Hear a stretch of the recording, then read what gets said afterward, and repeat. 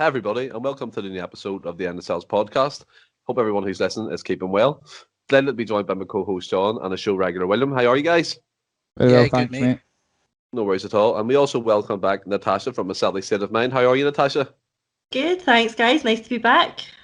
Brilliant to have you back on. Thanks for getting to come back on. And I mean, since we last spoke, you've been doing lots with Sky Sports and the upcoming BT thing that you've done as well today. How's that been?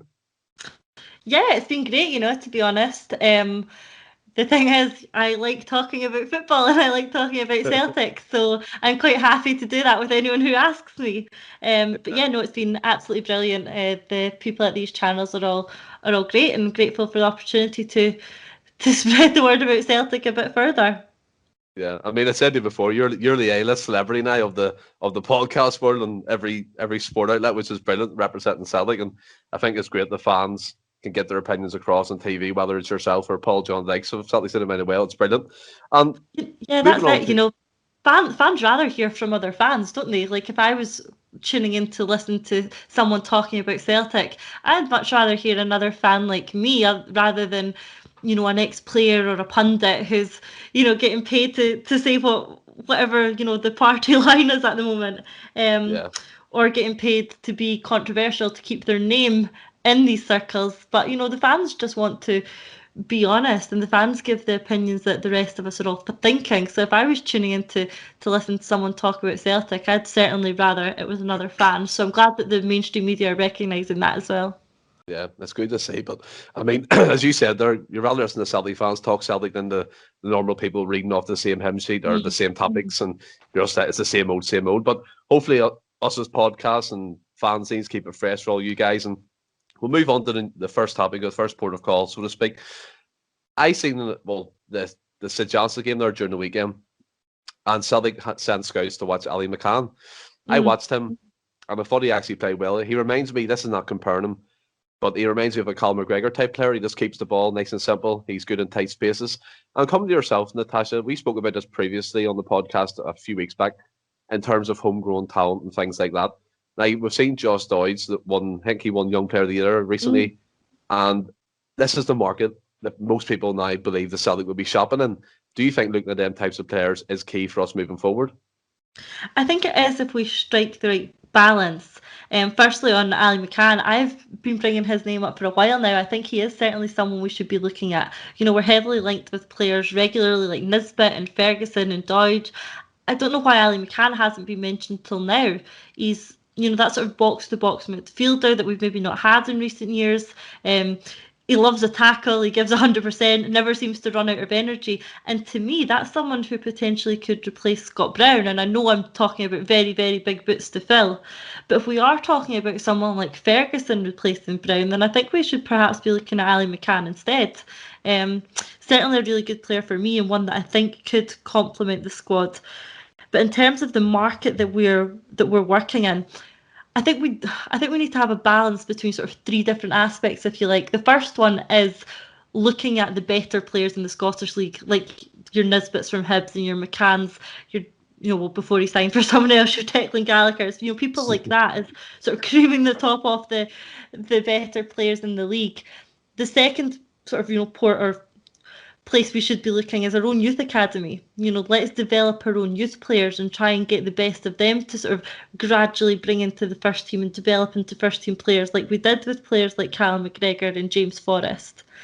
And then thirdly, finally, to supplement that, we look at the European or the English market. We pick players from there, perhaps players who will only come to us on a 2 or 3 year cycle, develop and move on to what's perceived as a better league, or players who are, coming from teams like Man City on loan. So if we can merge these three types of players, I think that that's the model that Celtic need to be looking at. Yeah, I think as well going forward, Celtic have done well in terms of taking advantage of the young players down in England in terms of Moussa Dembele, getting them on the compensation fee. It's like a training fee they pay, like 250 grand. So that's a good market to shop in. But looking forward, William, to next season, if you look at like Josh Doyds and Ali McCann's from where I am, so he's a Belfast boy, and he's represented Northern Ireland on 1 or 2 occasions already. And he, by all accounts, Natasha picked up on something there. He's a box-to-box midfielder. He has the work rate of, you would say, like Ryan Christie when Ryan Christie first broke into Celtic. He runs around. He always makes himself available. But come to yourself, William. Do you think going forward, the likes of, just for example, players from like the League Two of France or Belgium, they're going to be hard to get due to these new regulations and point systems coming in from the European, well, Brexit, so to speak. So it is key going forward that they look in the British and Irish markets, isn't it, William? Yeah, I agree with Natasha. You need to find that mix. As like there's a few exceptions in the Scottish League at the moment, but other than that, for me, there's a lot of these players that I don't think are the sort of standard we should be looking for. McCann, I think, I've been watching him close this season, especially the last couple of months since we've been linked, and he's one of his biggest assets for me. What I've been watching is his engine and the fact he breaks up play so well. I think Natasha was bang on when she said that he could be the man that could come in and play that role that Scott Brown was playing. I think Campbell from Motherwell's another one. But saying that, it's all these names are pretty much centre midfielders, which I think there's other areas of the park that we should be looking to strengthen before we're looking there. If we're struggling at centre half, I like Ayer as well. I know he came to the club as a centre midfielder. I think he could slot into that role well. He's great at winning the ball and driving forward, and I think he would be a fantastic asset in there if we could bring some more players in at the back. I think there's other areas, left wing. I think left back we're lacking. I think the depth of the squad isn't great. I was watching John Kennedy's press conference today, and he admitted it himself. They were asking him if he's going to make a lot of changes, and he says, "Well, we're only working with a squad of about 20. Big rebuild. We don't know who's leaving." So yes, I do agree that it's a market we should be looking at, but there's been many a player that we've found for peanuts in the past that have been from leagues overseas, and yeah, I think there's a few exceptions in our league where I think they could come and they're great potential. The likes of McCann and Campbell, for me, I think are great potential, and Doig at left back from Hibs, great potential, but can they come in and just demand a place in their first 11? I'm not so sure. McGregor's going to hold his place. I still feel like there's a player in Christie. I'm hoping he's going to come back, and then we've obviously got David Turnbull in the middle of the park as well. So if you're bringing these players in, are they going to make an impact? I mean, Turnbull took 6 months to get in the team. Yeah, I think if we're going to be splashing the cash out the doors, I would like to see it splashed elsewhere. Yeah, I think you know my opinion on Ryan Christie. I hope he leaves Celtic, and that's nothing really disrespectful towards him. I just think his head's been turned, and you look at him sometimes this season, he just couldn't really care less, to be honest. That's like a lot of players from the Celtic squad this season. But coming to yourself, John, I'm going to throw a name at you. We all know we're going to be short in the right back position when John Joe Kennedy finally leaves after putting me in a coma for 3 months of watching him. He's just terrible. And you're looking at the right back. We could be potentially Everett Ralston. I want your guys' opinions, but I'll come to yourselves in a wee second or so. But Sean Rooney, he's right wing back for St Johnstone. And I'll tell you something, he is an absolute animal, a machine. I watched him in the game there on the weekend. He goes up and down, up and down. He's 6'4", I think he is, and he's playing right back. Well, of a 5 anyway, and he's getting forward defending, and he's a threat at set pieces. We've seen that previously. I don't know about yourself, but them types of players, William said maybe they can't come in and demand the place, but if you're performing at a certain level week in, week out, no matter for what club, surely they can come into Celtic and make an impact. Yeah, I would agree to that to a certain extent. Rooney's definitely another name that you could add to that list of prospective talents. But they, again, and Celtic have been guilty of this in previous seasons, picking up good, talented young players for other teams, and then them just sitting on the sidelines and not getting their chance. And that's, as William says, there's no guarantee that these guys are going to walk straight into the first team. They're definitely going to have to fight for a place, and especially if you're looking at midfielders, where it tends to be a position that Celtic's relatively stacked in most seasons, and likely going to be the one position going into next season where we've probably got the most players in. So I think that all the names mentioned are definitely top prospects, and again, but we need to be making sure that we're being careful, because I hate none more than seeing these guys end up at a Celtic or Rangers and then not getting any game time, and it putting the brakes on their career, so to speak. I also don't want Celtic to miss out on any prospective talent and try and shortchange these teams and make sure that we're paying their worth, as we've seen with McGinn. I guess it's just one of those things. I think that the sort of Scottish market is definitely one that's fully sort of potential, and definitely something that we can, or that we should be looking at, especially with the whole Brexit rules and everything going forward. The UK market is going to be our bread and butter, really. And obviously, you're still, even when it comes to players in England, you're paying overinflated prices for some players. So the Scottish market is definitely going to be at the top of that list, I'm assuming. But aye, absolutely. The likes of McCann, Ferguson, Doig, these are all names that you can see have potential in abundance, but it's whether or no they can maintain that. And like I say, I want us to look at our own youths as well, as we've touched on previously, and I don't want any of these guys just sort of fading away into nothing like previous players have done. Yeah, I mean, they bring up a really valid point there in terms of us buying young prospective players and leaving them on the sidelines, not really getting game time. The first name that springs to my mind is the likes of Scott Allen. Going back a bit, Derek Riordan, when Gordon Strachan once described him as the best finisher in the league, he'd barely seen the time of day in the Celtic shirt. But coming to yourself, Natasha, you look, as John said, you have to look within your own youths. But by all accounts this season, the youths haven't been given the chance, and you don't know what's going to be left of the youth academy that will go into next season, because we don't know about Carmo Gutenbele if his contract's up, or there's another year, and then Oko Flex is up and down as well.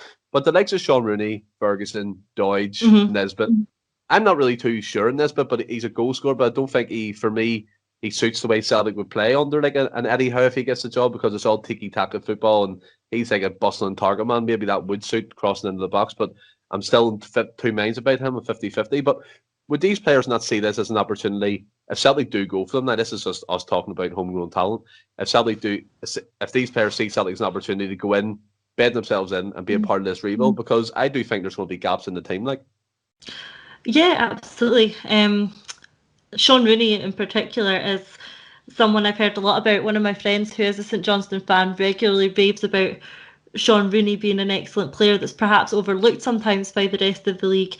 And yeah, we know how limited we've been in terms of fullbacks this season, and we've not managed to get anyone to properly replace Tierney on the left, and we've not managed to get anyone to properly replace Lustig on the right. And even when Frimpong did, it was for a limited period. Was he really a right back? I'm not so sure about that.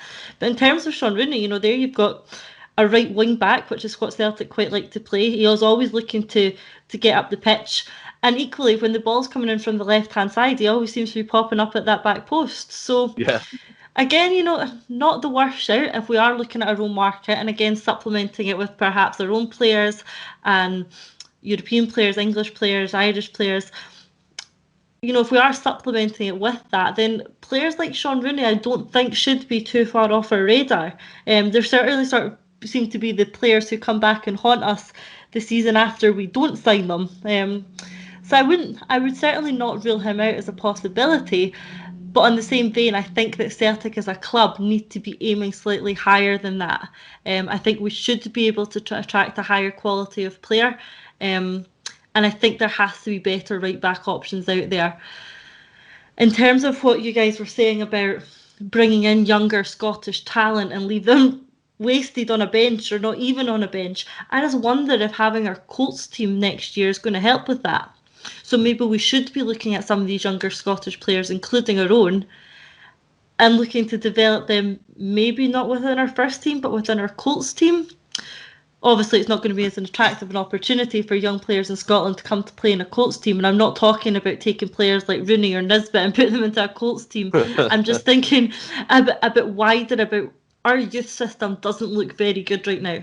We saw when we had to play them in January against Livingston and Hibs and things like that, they didn't look up to standard. Do we perhaps now need to be looking at other teams' youth systems, looking at the youth players there and supplementing our own Colts team with that type of player and bringing them through a Celtic development system rather than waiting till they're, sort of more established in the first team, like players like Doidge and Nisbet and Rooney and McCann are, and taking them at that stage? Maybe we need to be going back a stage and taking them even earlier. Yeah, and see, when I mention players like Sean Rooney, Natasha, I'm not necessarily saying that Celtic this is their level where they should be shopping at.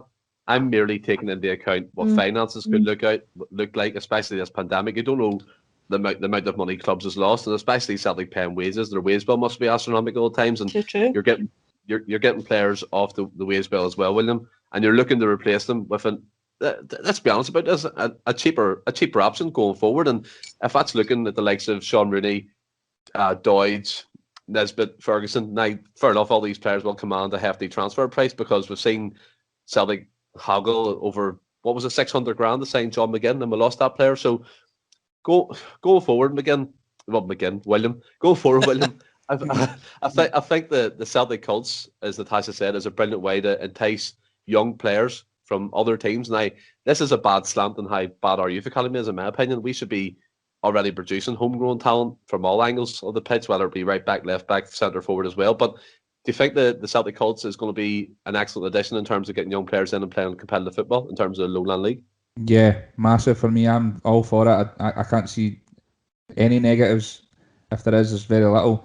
The jump in our youth to the first team is incredible. It's like Titanic how big it is. For these guys to get weekly competitive football against grown men in a sense, and playing weekly, it's like the routines and stuff as well. The training and like with the youth level, it's I don't know. I'm not an expert, but it's every few weeks. Then you've got a game here, then it's back. This is going to be proper competitive football. And I think the market is perfect, like what Natasha's saying, getting these guys in younger before they're making their name and producing our homegrown talent yet again.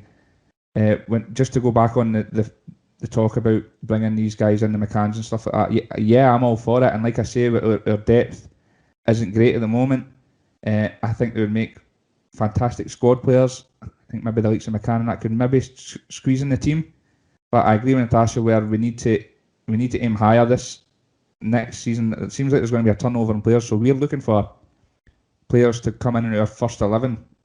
Yeah, granted we need to bulk the squad up as well, but I feel like we need to be in this season of all seasons as well. After that catastrophic season we've just had, we need to come back with a bang, and I just feel like we need to aim a bit higher. But yeah, with the Colts thing, it's only positive, and hopefully we can see the McGregors and the Forrests and the KTs and that come through again. Yeah, I mean, yourself, John, we spoke about the Lowland League last week on the podcast before it was actually all confirmed and the teams have voted for free. Thankfully, I think it's a brilliant idea. I know some people have the reservations in terms of the clubs in that league, but from a selfish point of view, as a Celtic fan, I can only see benefits in terms of competitive football for the youth academy, competitive football for players who were signing, maybe not making the greater first team level yet. But what's your opinion on the news that it's been accepted and hopefully going through? I'm in the camp like William is. That I think it's a great idea. I know it's a proposal that's kind of divided fans across the whole of Scotland really, and there is still a few clubs I believe in the Lowland League that are dead against it, which they're well within their right to be. But I think, as you say, there's far too many positives in it for them. Yes, it's only the likes of Celtic and Rangers, and you're adding another two teams into that league and making it more competitive for them. But at the same time, it's like they have potential to increase the income for these Lowland League teams significantly if the fan bases of either of these Colt teams actually turn up to these games. And like you say, it can be great for communities and everything else like that as well. So I can see a lot of positives, as William said as well. Regular competitive football is a must, and the fact that we don't have a reserve league or anything like that anymore is absolutely shambolic. But we definitely need something where these guys can actually play regular football and continue their development. And I think Natasha touched on, made a perfect point as well, just a moment ago, where she was mentioning that the development side and the fact that we need to take a step back, and you're looking at bringing the players through as even earlier possible and making sure that development is happening progressively and continually at the very sort of base, as young as you possibly could, I suspect. And that, again, that's something that we've touched on in this podcast as well previously. So I mean, I'm all for the Colt teams. I think there's far more positives than there is negatives. I can understand obviously people's reservations, but I mean, if you're weighing up the arguments, it's pretty one-sided for me. As well, I just, in relation to another comment Natasha made about and William as well quite rightly said, we at Celtic should be aiming higher, and that's no disrespect to these guys because they are great young talents, but we are a big enough club whereby we can attract bigger names, and we should be ultimately aiming to sign the best possible player available, and hopefully through the sort of right scouting as well, we can uncover another Van Dijk, Wanyama type of players, and bring on potential world class players for next to nothing really when you consider the transfer fees we paid for some of these guys. But just to sort of stay on the youth side of things, and it's something I guess that we have done in the past, or you see certainly some clubs doing, is even if you're looking at the guys like Rooney, Ferguson, etc., and you're offering these clubs, but these players are worth and you're not missing out. But if you want them to continue their development but still have them under contract, then loan them back out to these teams, or see if there is any other teams that are maybe willing to pick them up and give them regular football. That way they're not sort of just sitting and fading away in the sort of well, we don't even have a reserve side anymore, but like the sort of youths in that, and just not getting that development. Continuing the development, I think, is the most important thing. So having the right team and manager, backroom staff and everything else, and getting these guys to sort of buy into stuff like that is paramount.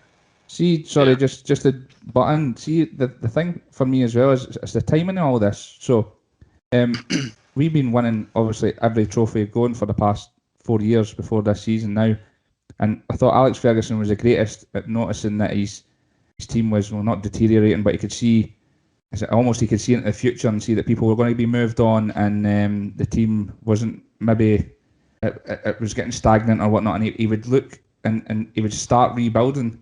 And I think Celtic may have become, we always say about the Green Brigade thing and the falling asleep at the wheel stuff. I think we've been resting on our laurels too much. This team's been winning everything, so we'll just keep going with this team. But the Edwards and the Christies, and we always knew they weren't going to be here forever. Yep. These guys, these McCanns and stuff like that, when we were at our peak of the last season or the season before, for me, these are the guys we should have been bringing in then and slowly integrating them into the team. Mm-hmm. Building their experience and playing at this level for this club, and with the pressures that come with it for times like the time, because we all knew this time it was never ever going to last forever. And then we're not in this situation where we are now, because it feels like there's going to be a massive turnover and a massive rebuild. Yep. And we're in a bad spot now.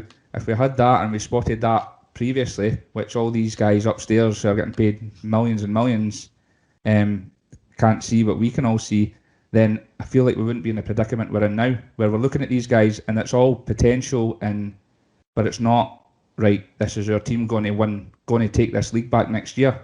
Yeah, I totally agree with you, William. I really do. There, you made some good points, and the way I would describe this Celtic team over this season anyway. Do you ever get dodgy batteries? You stick them in your remote. It works for like 1 or 2 clicks. then you have to whack your remote off the wall or the floor to get it working again. That's to me how this Celtic team is.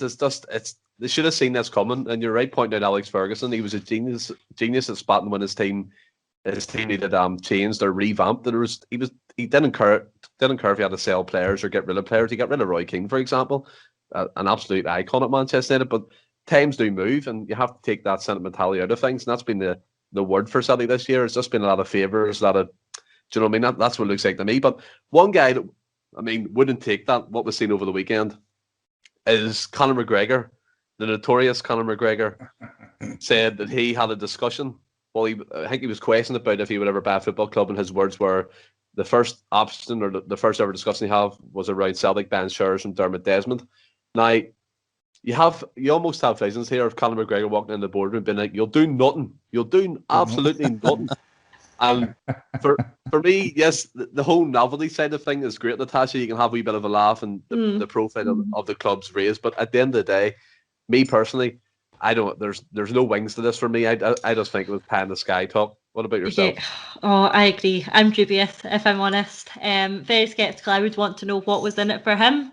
I don't believe that it's love for Celtic. I'm sure he maybe, being Irish, feels some sort of alignment towards Celtic. But as far as I recall, I do not remember hearing of him being at Celtic Park or seeing him being at Celtic Park or anything much further than seeing him wearing a Tierney top while he trained. What he said was that he was considering Man United, he might consider Celtic, he's talked about them. For me, for someone like McGregor, I feel it sounds like a bit of a vanity project, just treating a football club like a toy for someone with a lot of money like he does. And for me, that's not enough. I want to know why he would want to get involved with Celtic and what he would bring to the club as well. It's not just something for him to make money out of or for him to raise his own profile by being aligned with a club like Celtic. I don't like it, and that's probably before we even get into the realm of people I want associated with the club. The type of person we want as a shareholder in our boardroom, is McGregor one of them? For me, absolutely not. That's before we even get into the various things he's been accused of and the various charges levied against him.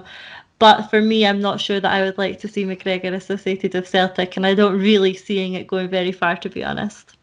I think you make an excellent point. It's like it's a project for himself, more or less, to get his name associated with the club. And you're right when you say that no one's actually ever pictured him at Celtic Park. I think he got sent a shirt from Kieran Tierney, if that's correct, that he was trained in it as well. And I mean, Kieran Tierney sent the shirt to the Peaky Blinders crews, but they're not trying to buy shirts at Celtic. But come with yourself, William.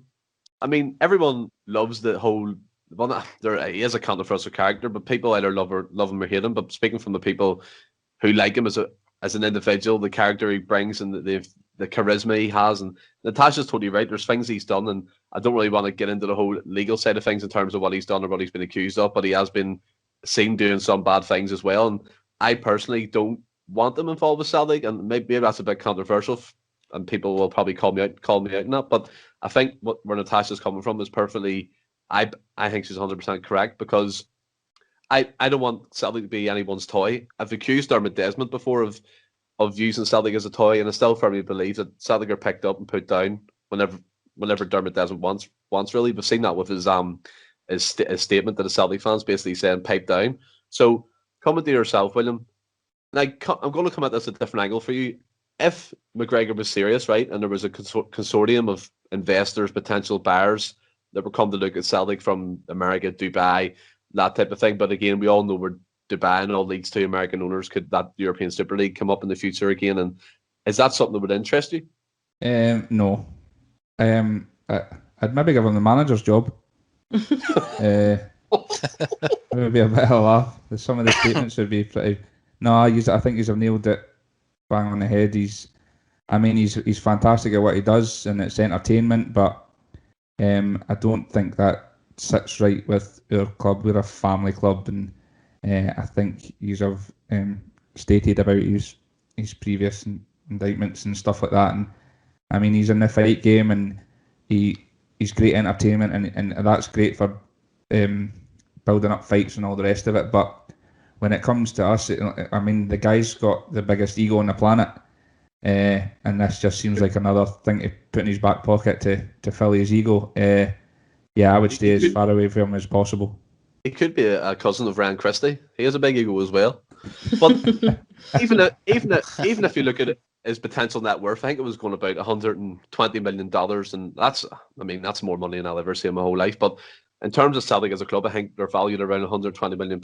And even if you look at it, John, from a potential even investment, just purely financial towards the Celtic side, there's nothing really to say he could bring millions to Celtic and give us money for a potential war chest for this rebuild or anything like that. So that's what leads me to believe this is pie in the sky. And as Natasha pointed out at the start there, it's just basically him getting his name back out there, trying to be aligned with some sort of football club.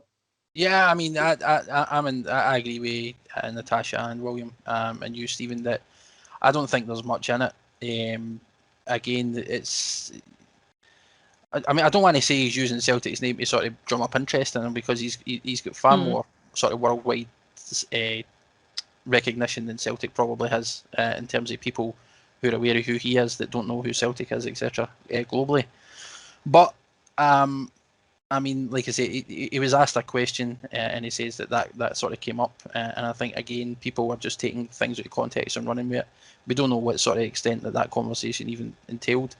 I don't think he's looking to buy out Dermot Desmond completely. I think he's just maybe looking to get some sort of involvement in a club, buying a certain amount of shares, which he could certainly afford. I mean, I think he just recently sold his whiskey company for like, sold his stake for like sold for some like 300 odd million. So I think his net worth's new about that. So I mean, there's certainly, he could afford to buy shares, absolutely. But I think the main thing would be, if he was taking this seriously, I think we as fans would deserve to know what exactly he's looking to bring to the club, because you need that outlined.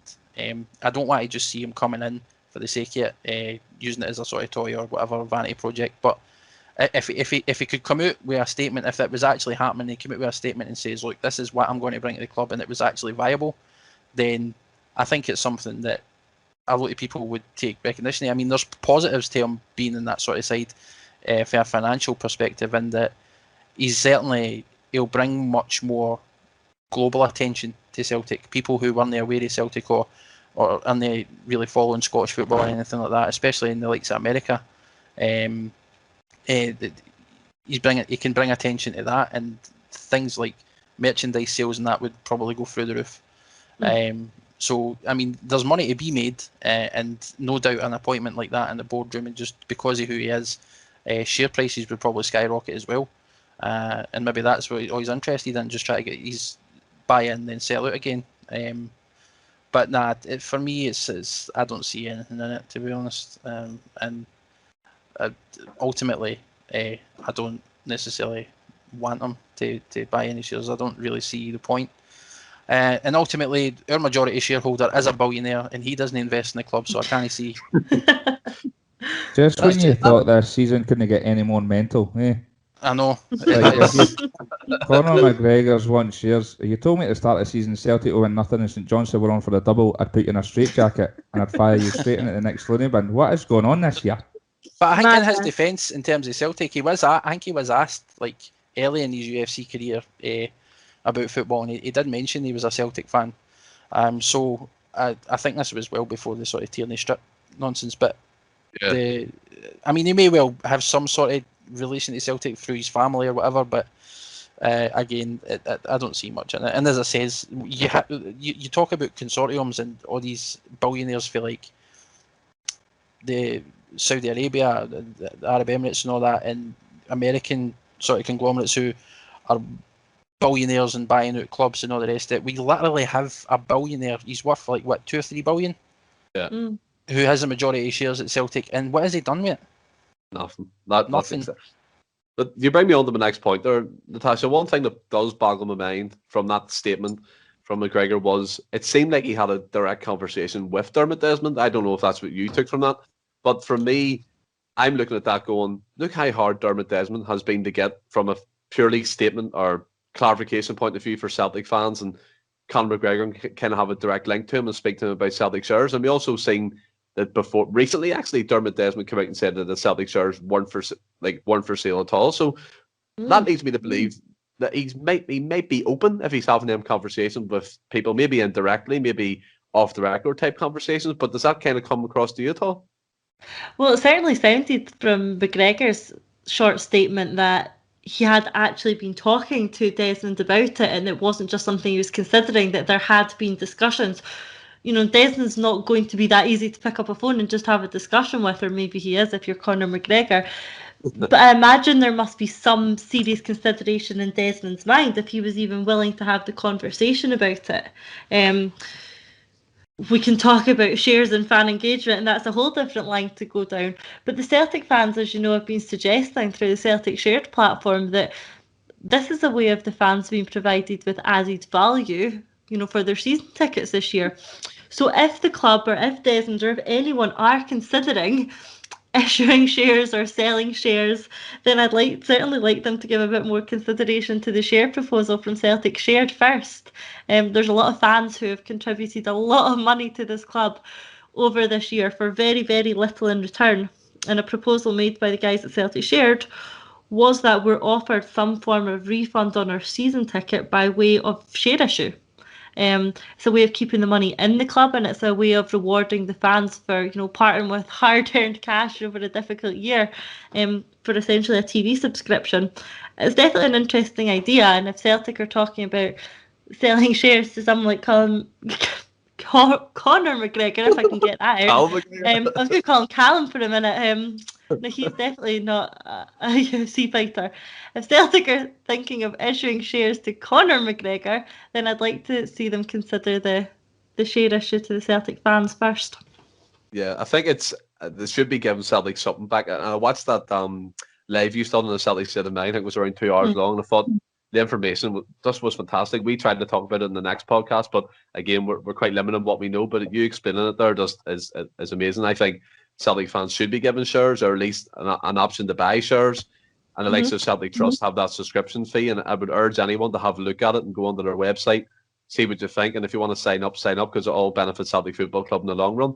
But coming to yourself, William, one thing we spoke about before we came on air was we've seen what Motherwell's done for their fans, which is absolutely fantastic, by the way. And for anyone who doesn't know, basically, anyone who bought a season ticket last season, they get one free this season. That, for me, is added value to the next level.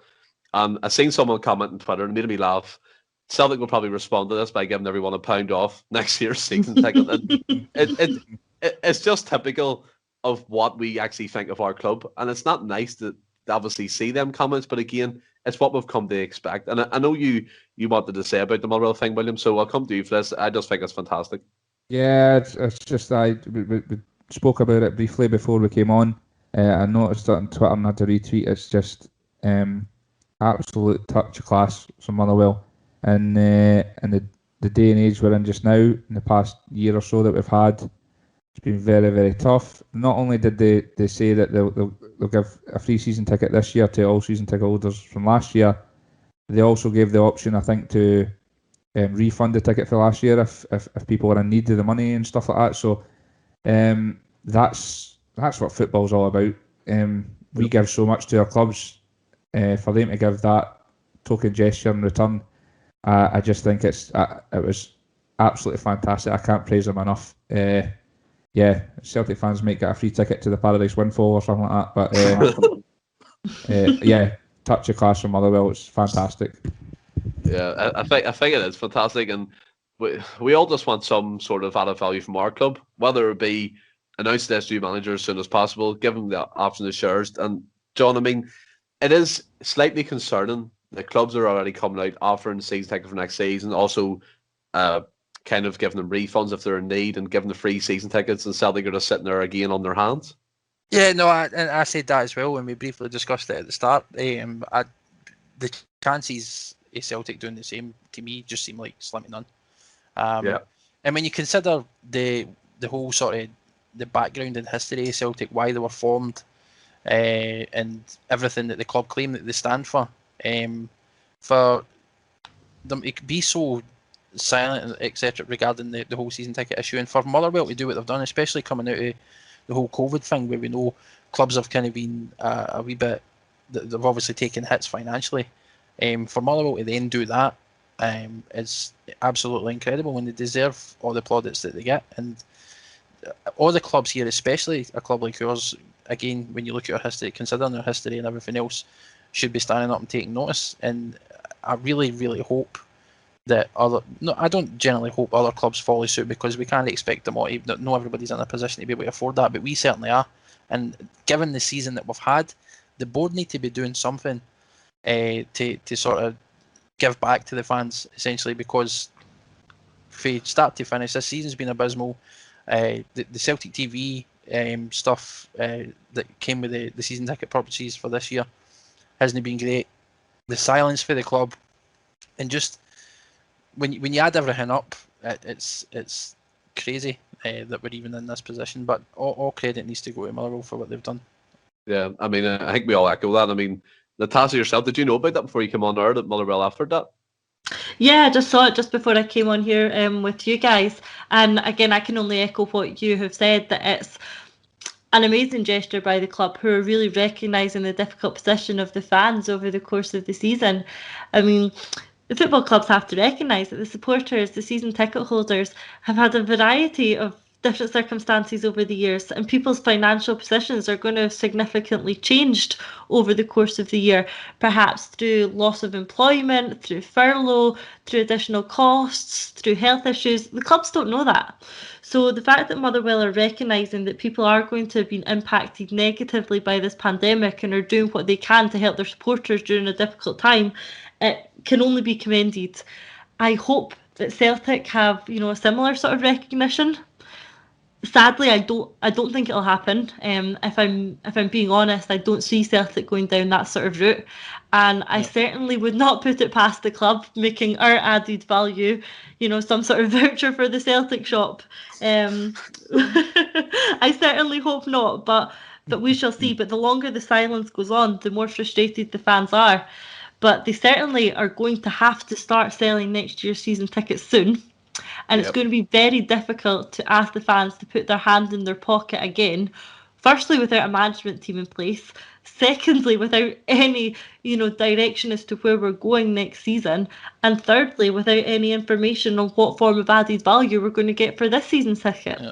So it's going to be difficult to promote or to ask for renewals without any of this information in place. So hopefully we get it sooner rather than later.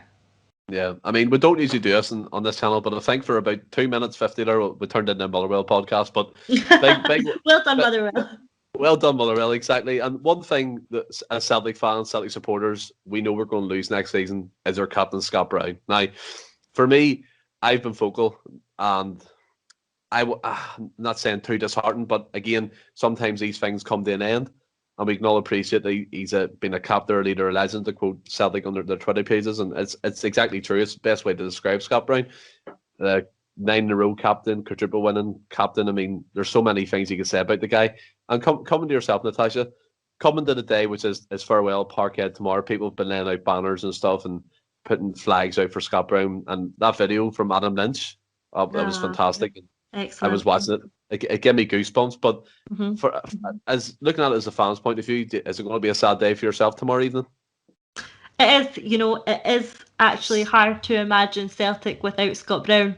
He's been such a big part of the club for so many years, and for a lot of our younger fans, for the majority of what they can remember, and that's really saying something. And it is going to be sad. I am going to feel emotional at the fact that we won't go back to Celtic Park and we won't see Scott Brown lead a Celtic team out again, and that'll be strange. It really will.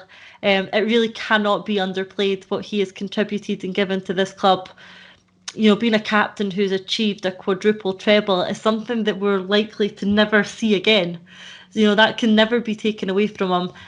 And I guess all we've got to do is say thank you to him and be grateful for what he's given us and for what he's achieved over the years. So I'm sure I will not be the only Celtic fan with a tear in their eye watching Scott Brown's last game at Celtic Park. Definitely not. I think the majority of fans feel that way. And you have to think as well, that quadruple treble is only completed this season. And again, it's kind of swept under the carpet, obviously due to the achievements of the team across the city. But it's something that should be talked about. It should be repeated and repeated. You'll never see that again in a lifetime. A quadruple winning treble captain. That's unbelievable, John, isn't it? No, definitely. Like you say, he's been an absolutely fantastic servant for the club, and he's been there 14 years. That's almost half my life. So not seeing him in a Celtic jersey is going to be a little bit strange. But like you say, Stephen, these things had to come to an end sometime, right? We know, obviously, like you said, he's been there for 14 years. He's given everything to the club. In terms of football, he's getting on a bit. I mean, he's definitely going to be greatly missed, and I'm sure that, I think we've touched on this before, it wouldn't surprise me if there's a statue of him erected outside Celtic Park at some point in the future, given everything he's given the club and what he's achieved. I think he's won more trophies at Celtic alone than most clubs will ever win in their lifetime, so it's pretty incredible. And like it says, like Natasha says, he might even be a wee tear in the eye, but he'll definitely be missed. Well, I'll tell you one thing, that video gave me a tear in my eye last night when I watched it. It was incredible by elements. Big shout out to him for creating that video. And come to yourself, William. A lot of people scoff at the whole it's Scott Brown, a statue to laugh at it. But his achievements can't be underplayed in a Celtic shirt. He's played against the Europeans best in the Champions League, Irish Europa League. He's played against Pirlo, all them types of players. He stood his ground, and he's been basically the focal leader of our team for years. And we're gonna miss him. But as I alluded to it as well, do you know what I mean? He's the face of Celtic Football Club. But again, sometimes that needs to come to the end to move on to a new type of player. Yeah. Yeah, like you've all said, and it really frustrates the life out of me that it does get underplayed. I mean, for me, he's quite literally one of our greatest captains ever, one of our greatest players ever. Mm-hmm. I don't think his name's out of place with the likes of McNeil and Larsson and all these legends at the club. What he has achieved in his time at this club is unbelievable. Like John alluded to there, he's won more trophies than most clubs have won, and it annoys the life out of me that people underrate him as a player. He was a fantastic player. Changed through the years. Obviously, I think he came to us as a right winger and went in at the centre as a box-to-box player, and then ended up being this sitting midfielder. And he epitomises everything that a captain should be, that a leader should be. There's everything by example. You never ever seen him in the papers or in the media tabloids and bother. He's a proper Celtic man, and I think there should be a statue erected at some point outside there, because, like I say, he should be up there with the guys, a quadruple treble winning captain, 9 in a row, and I know Celtic fans that kind of underplay the part he's played in there, like, as a player. Not as a man and a leader, but I think sometimes we undervalue him as a player, because what he did at the club was second to none. And like the outpouring of videos and messages that you've seen from players previous and now the likes of Forrest and McGregor and every single one of them talk about how they've got to thank him for their careers, and he took them under his arm and he was the one that led the way and showed them. I think that shows what sort of guy he was. Classy guy. I've got to give a shout out. If you've not seen it as well, you need to go onto social media and see Mikael Lustig's video for him. Yeah. It's absolutely brilliant. Yeah. I was actually going to mention that. I thought that was funny, especially at the end. He's like, "I'm not going up to Aberdeen to visit you." So, but coming to yourself, Natasha, this may put you on the spot a wee bit. But what's a Scott Brown moment that lives in your head? Just one thing he's done or on the pitch, or just something you've seen? There's so many. The one that comes immediately into my head now that you put me on the spot is Rugby Park. That just epitomises everything that is good about Scott Brown. That drive to make sure that we got that goal and got those points that were so important that season at that critical time. He's the sort of player and the sort of captain that just grabbed the team and grabbed the game by the scruff of the neck and forced it over the line.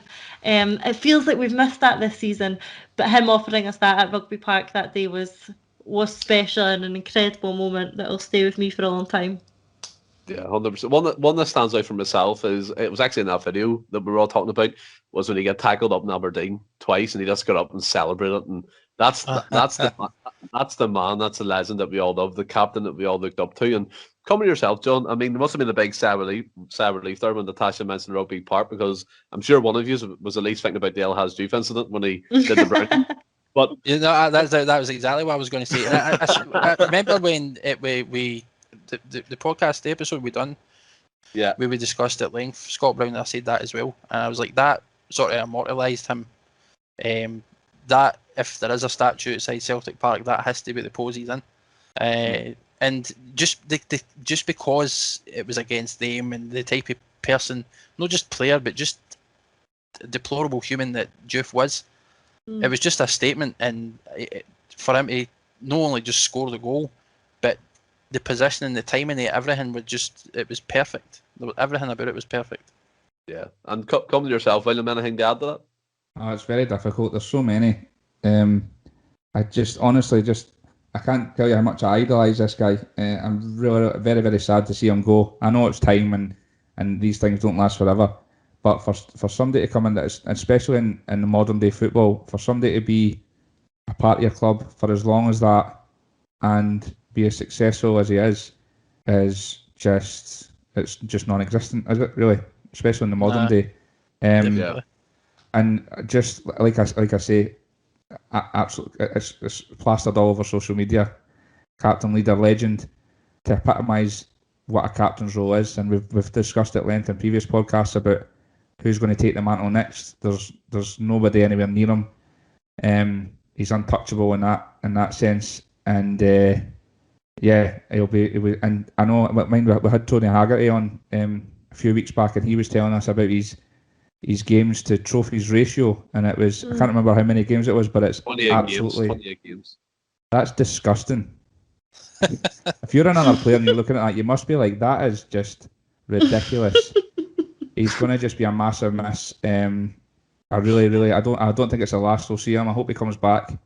I feel like we've discussed it before. When we're bringing players in, we need that man. Tommy Burns was the man in the past that sold Celtic to these and told them exactly what it was to be a Celtic player and what it was to wear that shirt.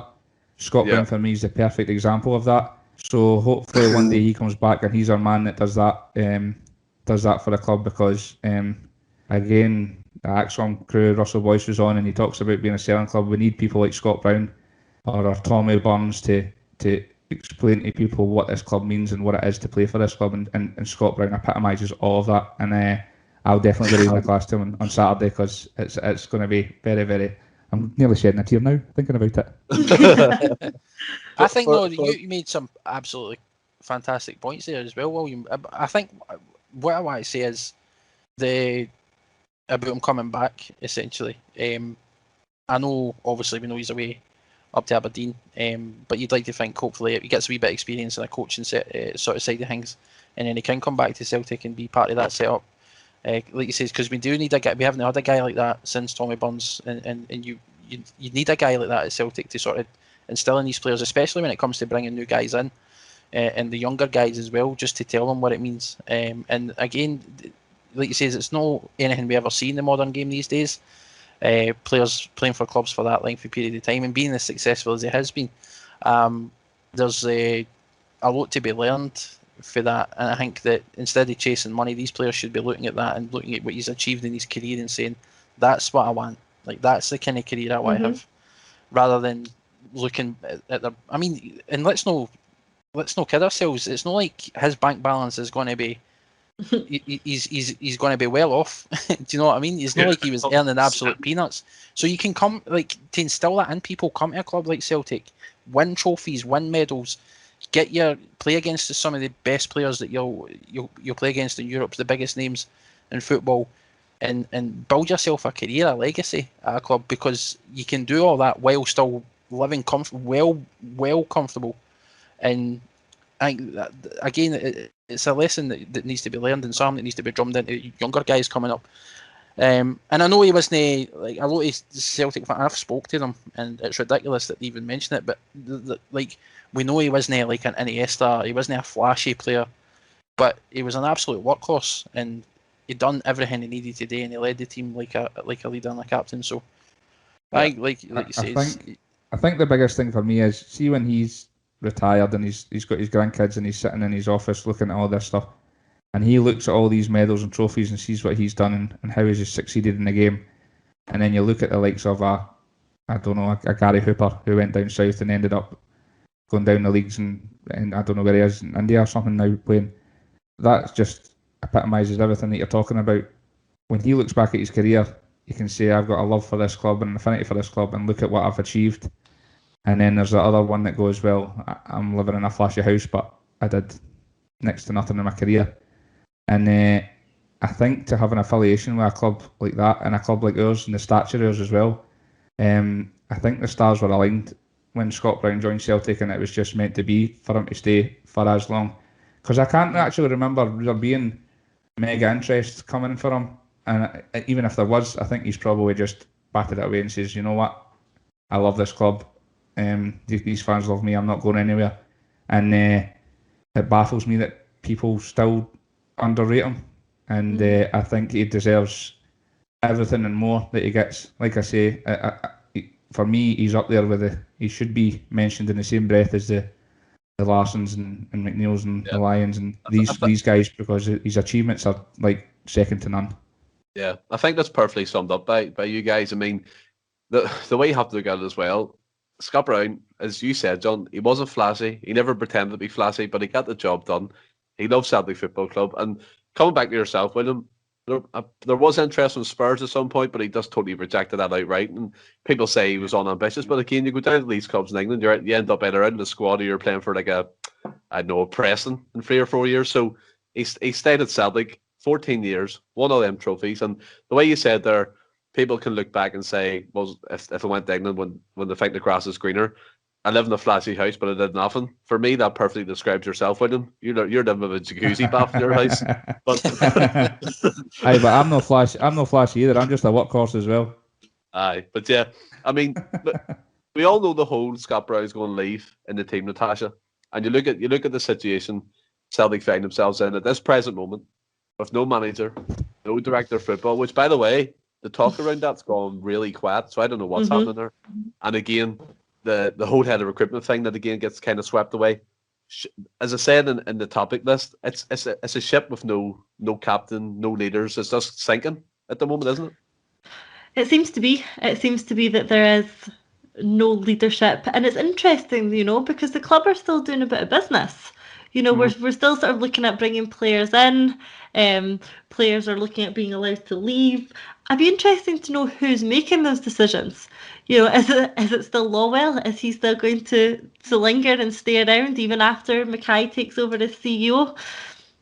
It'll be interesting. All I can hope is that all the pieces are in place in the background. Whoever is going to be appointed the manager already knows that, and it's simply a case of putting the final pieces of the jigsaw together, and that he is working on things. He does have plans in place. He knows his targets. So whenever he does come in, as late as it now is, he is ready to hit the ground running and take the team forward very quickly. Because like we've talked about, and like has been mentioned regularly, this is a very short pre-season window.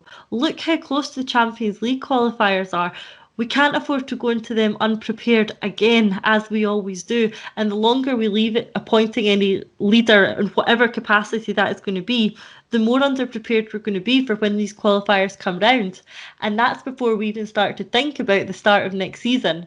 And it's just so critically important that we start the season strongly. We can't afford the momentum to start swinging further in the wrong direction at the start of next season.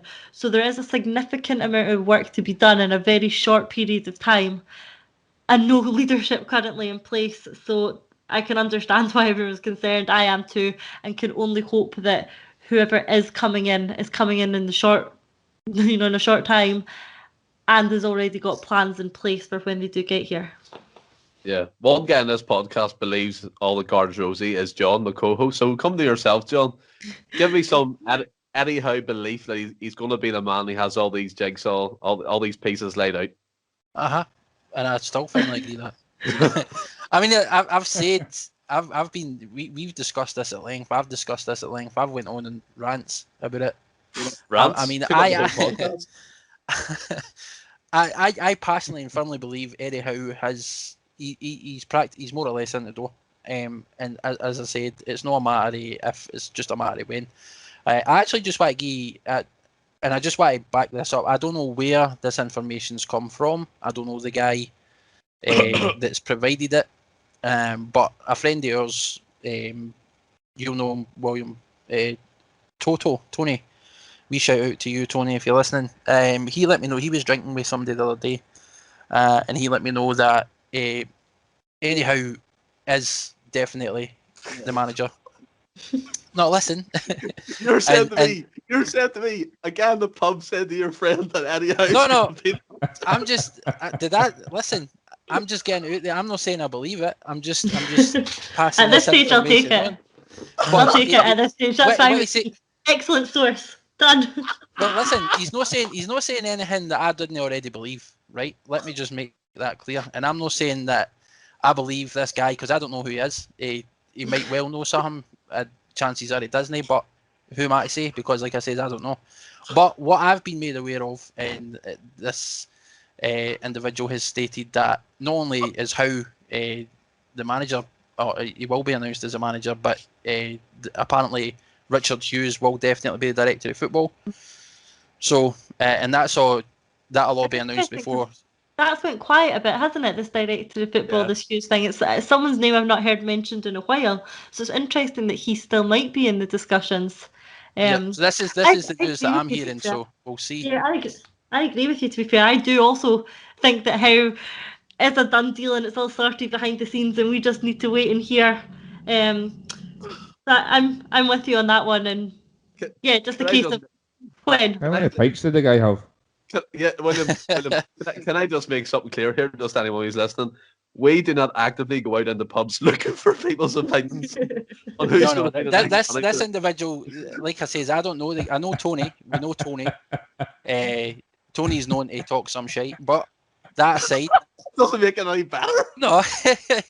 Let's just find the drunkest guy in the pub and then ask him if who's going to be in charge.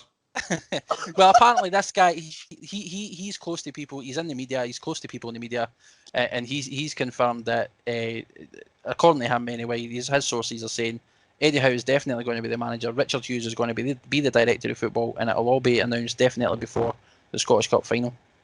Come to yourself, William. Here, just before I come on to you. This is coming from John, the guy who tells us not to believe hearsay. Not to believe Twitter, not to believe papers, and his mate Tony's popped up. Here, I was having a chat with myself down the... Did I say you to believe what I'm saying? I'm just passing information on. I never says there was anything in it. Right. Fair enough. William, what about yourself? We know the whole stuff, right?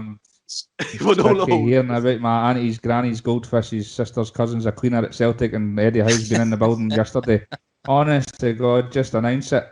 Your analogy about a sinking ship is very good, because I feel like we are the Titanic now, and Kennedy's Kate Winslet lying on the door, and Eddie Howe's DiCaprio just slowly gone, and we're like, come on, just get on the door. There's space for two in the door. Eddie, jump on. For God's sake, just announce the thing, man. I cannot believe we're still discussing this.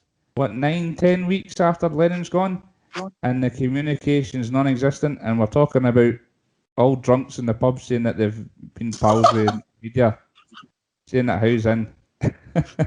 I'd say, on a serious note, I'd there's too much clout around Howe to think that he's not going to get a job, and there's not enough coming to fruition from any other name. So, like, you know me, John, and Stephen, I listen, like, I'm sick of hearing rumours and I listen to none of them. I'm fed up getting excited for to be then just petered out again. So until he's parading in front of the media with a scarf above his head, I'm not going to believe a thing. Like I said, I think Conor McGregor might still be on a shout. I'm about to the same thing as yourself. Well, we've discussed this before in the group chat and on podcast, and I stated it and I'll state it again. I don't believe Eddie Howe will be the manager, but as John says, I back it up and say I do want him. He's a number one choice. Just to live on both sides of the camp here. But moving to the game we'll have against the Johnson. Now, we've seen John Kennedy come out and basically said there's going to be some rotation, which we were expecting months ago. But again, Celtic seem to do everything times 2, times 3 months later. So we don't know what's going to happen. We've seen that Scott Baines picked up an injury, which could mean the return of Barkas. Come on. I still think there's a keeper in him, but I don't know about yourself, Natasha. I personally believe there's players in the likes of Barkas and Yeti, and if they get the chance on the right manager, they could shine. You know what? I don't disagree with that. But what frustrates me is that they haven't been given a chance now. Why has Kennedy not used his 10 games in charge to give them a chance? The league was over. Cup run aside, that's also over now. Why haven't they been given a chance before now? These 10 games that he's had was an ideal opportunity to assess some of these, so-called fringe players that we haven't seen enough of or that failed earlier in the season. Get them into the team, have a look at them, and let's properly assess whether there is a player in them. There might be, there might not be. I personally haven't seen enough of them yet, and I know he sees them every day on the training ground, but it's not the same as giving them actual game time. So yeah, I'd like to see them both get a run out against St Johnstone, but equally I'd like to have seen them both get a run out for the last 10 games. They certainly couldn't have done significantly worse than what we had in their place was. So yeah, frustrated that they haven't had their chance before now, but certainly look forward to seeing them, maybe in the last couple of games. We'll have to remember as well, this is the same coaching team that held back Sorrow and Turnbull for 6 months of the season. and they could have made an impact. So we don't know what the likes of Yeti. Maybe he's not a brilliant trainer, but we've seen professional footballers before that don't train well, but they're unbelievable on the pitch. And yes, we've seen him in some appearances, and he hasn't really lived up to the bill. But he needs to run the games. Every player needs that run the games to get confidence up. He could be a confidence player. The same with Barkas. He may not be used to the way Danny coached, certainly, because he's coming from a European country, Greece and stuff. Everything's a bit more laid back. I don't know, but that's just my opinion on it. But when you come to yourself, this rotation that Kennedy's speaking about, would you go just full rotation and just chuck all the Friends guys in? I wouldn't say full rotation, no, but I'd make a lot of changes. We've talked about it previous. Natasha's nailed it. We've been wanting to see the likes of Ayeti and Griffiths and these players get a run in the team for God knows how long. Kennedy as well. He's got nothing to lose. I don't understand why he's not tried to change it up. He's pretty much went with the same personnel, same formation as Lennon, his predecessor, did. It still baffles me to see that he's not. He says he'll make a few changes. I can see, well, one of them's enforced anyway in Bain, and he'll probably make one or two more changes, I would imagine, and that'll probably be about it, and it'll be much the same. A dead rubber, you think you give these guys the chance, and we've bashed on about it for weeks and weeks about the likes of Dembele and stuff. He gave Dembele 20 minutes a few weeks back, and we've not seen anybody running it a fullback for a long time. Forrest coming back, he's been doing his bit, but Dembele looked on the 20 minutes at least like every time he got the ball he was looking to attack a fullback rather than turn back the way and pass it 5 yards and keep the ball. And I know it's the way the football is now, and it's all about possession, and if you keep hold of the possession then you're not going to concede goals and stuff like that. But us as Celtic Football Club, growing up watching our teams, it's the Glasgow Celtic way was always wingers, flair, beating players, high tempo and scoring goals, and that's not been happening for Kennedy with nothing to lose. And he always, like, every time he's in an interview, he's never ever once said he wants a job. That's not to say he didn't want a job, but you've pretty much got nothing to lose, so why not? And him himself, he always says he advocates the youth and stuff like that. Still baffles me that he's not utilised that or utilised the squad in any way. It's pretty much, I wouldn't be surprised if he's used any more than 14, 15 players. I would like to see mass changes tomorrow. It's a dead rubber. Why not? Exactly. And one player that took that little point where you keep the ball, you turn back and pass the ball back. John Joe Kennedy, and he gets to the halfway line and he gets a nosebleed. He just turns back and he does these awful passes either back to the keeper or to the centre back. I hope for me anyway, none of these lone players get an opportunity tomorrow. I don't care if it's Moya or Nusi, I don't care if it's Kenny or Laxfeld. They shouldn't be in the team going towards the end of the season. Who do you dislike more, Kenny or Christie? Jeez, see, to be honest with you, William, I'd go up and pay their taxi fare right now to get out of Celtic and Tanley. But coming to yourself, John, I don't know what your source down the pubs told you about the lineup tomorrow evening, but where are you thinking these changes might be? So firstly, it's not my source again. I just don't but no, I mean, like Natasha says, Kennedy's been in charge now for 10 or so games, and he's not made any changes. He's kept the same sort of team, the same sort of formation by and large that's failed us all season. He's done nothing different. He's implemented nothing fresh in terms of ideas. It wouldn't surprise me at all at this point if it came out that Kennedy wasn't even picking the team.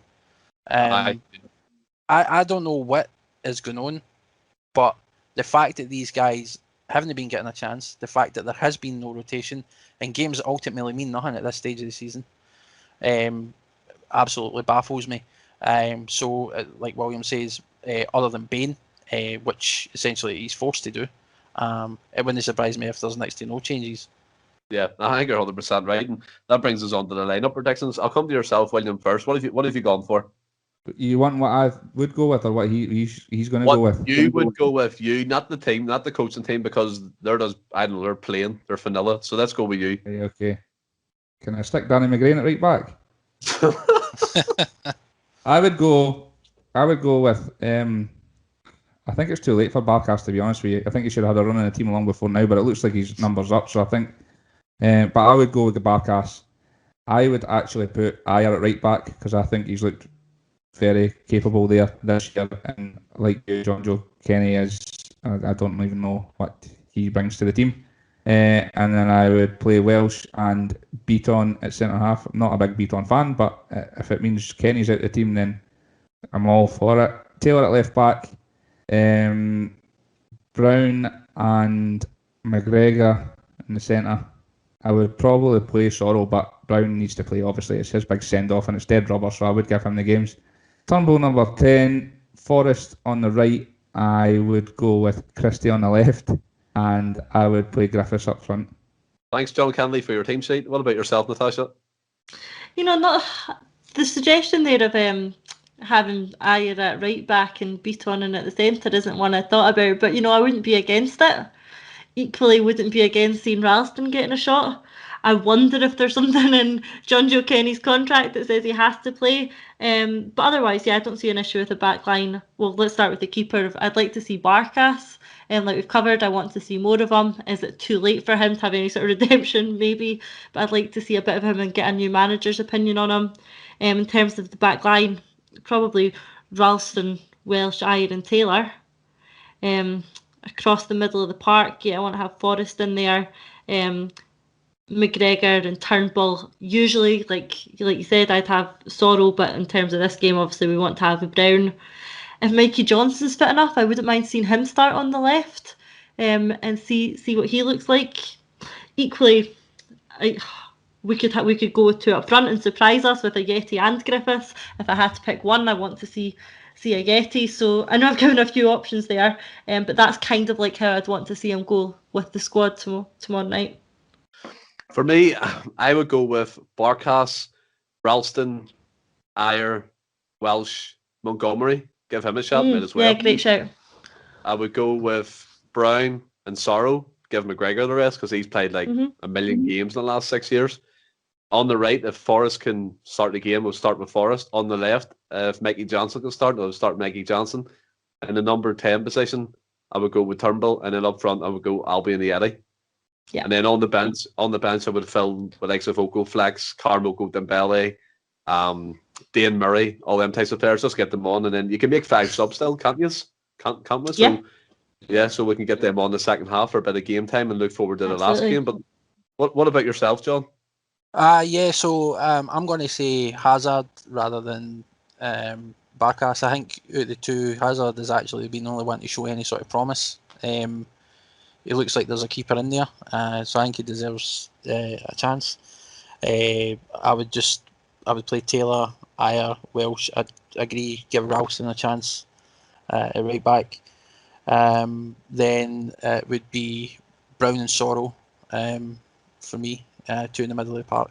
And then just in front of them, I'd have Mikey Johnson, Turnbull and Dembele, and then a Yeti. Yeah, I mean, I think we're all in agreement that rotation does need to happen, and as Natasha rightly said, this should have happened months back. Like literally at the start of the year, after when they started the youths against the Livingston, them 2 games, just keep that going because the season was just kind of dead rubber anyway from then. Not that many of us would like to admit it, but that's the way it was going. But looking at score predictions, I'll come to yourself, John, first. But what have you gone for? I mean, we do this every week, and we never get it right. Not only do we never get it right, we're constantly let down. I mean, it's hard to say because I just don't have any faith that Kennedy's going to have the sort of common sense, I would say, to even make the necessary changes. I think it's going to be much more or less the same. We're going to struggle to score goals as we have done, so I'm going to say 1-1. Oh, whoa, 1-1. Didn't expect that. But what about yourself, Natasha? Oh, I was going for a draw as well. I was going to say 2-2 actually. I can see a few goals in it. I can, especially, if we're, fielding a bit of an inexperienced side, patching a bit of a team together, giving some players a bit of a chance who haven't come in before. Equally, St Johnstone might be looking to do that too. I mean, they've got a cup final to look forward to, and they've had a couple of difficult games recently. So maybe they'll also be mixing their squad up a bit, but equally they're a team that's absolutely flying. Callum Davidson's doing an unbelievable job there, and they just seem to be getting result after result. So it wouldn't surprise me if they managed to pick up a point against us. So I might go 2-2. 2-2, brilliant. I'm going to go for 3-1 to Celtic, and you make a brilliant point there regards Callum Davidson. They have a manager who knows how to coach and get the best out of a team, which is something Celtic's been lacking. They're on for domestic double, and as William said there in the middle of the show, you'd be like, that's never happened at the start of the season, but it's happened. But come to yourself. And it's a perfect point as well, Natasha made about the potentially resting players. I didn't even think of that. Yeah. But with they like you say, they've got cup games and that. I'm sure they want to keep their team, the strongest team possible, fit and healthy, so that they're still in the running for that double. So yeah, I don't know. That might change things, but. What about yourself, William? See, just to make a point of Callum Davison as well, that St Johnstone team is everything that Celtic hasn't been this year. It's a team of players that work hard for each other and work hard for the shirt, and go out and just give their all to win every game, which we've lacked massively this year. I'm going to be positive and go 3-0. And Bruni's, we're going to win a penalty. In the last 10 minutes, and Bruni's going to take it. That'll do me. 3-0. Is that your score prediction? Is that the St Johnstone or Celtic? William, you weren't quite saying there. No, Bruni's not going to take a penalty for St Johnstone, is he? Are you going 3-0 St Johnstone? No, Celtic. All right. Well, guys, in terms of the show, that's us kind of wrapped up in terms of the main segment, and we're going to move on to the dreaded quiz, and we're still ahead of the Celtic State of Mind, guys. I think it's... Is that us done now? Can I just sign off? Is that what this is? We're finished? Is that it? No. I think it's standing at 5-2 at the last check, so we're up 5-2. Right. And the quiz is going to be between William and Natasha. William's been practicing for all this weekend. He's been sending me voice clips and all of what he's going to say if he's getting the quiz questions and stuff. But I've kind of watching the chase and hoping a Celtic question comes up. I'm going to throw a curveball to both of you, right? Oh, no. So I've kind of mixed this up. It's not going to be a Celtic quiz. Just to let you know. Great. It's going to be a quiz regarding football in Scotland, certain clubs. So we'll go with it like that, okay? So it's 5 questions. No, 5 questions. That's all you get. So are you happy and ready to go? Let's go. Yeah. No problem at all. What is the name of Motherwell Football Club Stadium? Fir Park. 1-0, William. Natasha, you on mute? No? You all right? I was too quick. I think I was a delay. Right. What is I'll give it to you the closest 100 here, okay? So what is the capacity of Fir Park? This is a Motherwell podcast. 15,000. William? I'll go 18,479. Right, hold on. Right. Picture Fir Park in your minds here, right? On the TV, what we're seeing. I'll come to yourself, Natasha. What do you think it is? 14,000. I've taken one off it. I said 15 at first. I'll take one off it. I'll go 14,000. William? What did I say? Yeah, I'm going to stick with 18,479. Jeez, it's 13,677. What do you think Fir Park is? The Alliance? That's not far away. I was so close. I know. I can't give you that. I can't give you that, unfortunately. Can't give you that. I said 14,000. You had 13 something. I got a couple hundred away. Right. Tough host, man. That's very harsh. I've crumbled under the pressure from John. I'm shaking. Right. Moving on. What is the name of Greenock Morton Football Club Stadium? Oh, I know this. 10 seconds. Nah. It's not called 10 seconds. 5, 4, 3, 2. I don't think I know this one. Capello. Yes, 2-1. Yes, got in there right at the end. It was right in the tip of my tongue and I couldn't think of it, and I just thought I'd throw it out there with 1 second to spare. So yes, I'm happy with that. 2-1. Next question. I think that was 11 seconds. What is the name of Ayr United Football Club Stadium? Ayr United.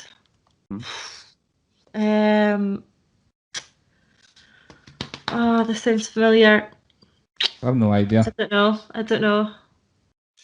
He's going to give up. No, I give up. I don't know that one. Right, Somerset Park. As it stands, No. the quiz never got is 2. As it stands, it's 2-1 to Natasha. So Natasha, you just need to get one more right, and you win the quiz. Come on, let's go. I'm feeling confident. Let's do it. What is Albion Rovers' mascot's name? Nobody knows. Right. Listen, I told you this is interesting, right? What is the name of Arbroath Football Club Stadium? Oh, for God's sake. Oh, I think I know this one. Is it Gayfield or something? 3-1, Natasha. Yes! Oh, William. That's 5-3. Now they're 2 points behind us now. William, you totally let the team down there. Like, come on. Feeling back for ACSOM. But I mean, I again, don't even guys, know what to say. I'm speechless. Yes. You just didn't know nothing there, like, really, did you? It was a shambles for you, like, absolutely shambles. was But well true. done, Natasha, with winning that quiz. And again, I didn't know guys, any of them either. and again, guys, brilliant show. Thanks to my co-host John and the show regular William. Have you enjoyed it? It's been great, mate. Yeah, as always, mate. A Yeah, pleasure. and also- Thank you for having me on, guys. And also to you as well, Natasha. Thanks for coming on. Have you enjoyed this one? Absolutely, especially winning that quiz at the end. I'm very competitive, so that has made my day. Thank you. That's me deleting my Twitter account just in case. Right? Cannot wait to let the Twitter followers know once this is out tomorrow. and just that listeners know as well, we've got some fantastic guests lined up this week in the Celts podcast. We'll be interviewing Lewis Toshney. He's known around the football circles within Scotland. He's played for Celtic, Ross County, Dundee United. We're going to talk to him in depth about his career from when he started in youth academy all the way to his career now as a manager, as a young manager as well. So that's going to be interesting. And again, guys, thanks for listening. And to the people who come on, thanks for coming on as well. It was a really good podcast there. And until Friday, our usual podcast, stay well and keep safe. Hail, hail.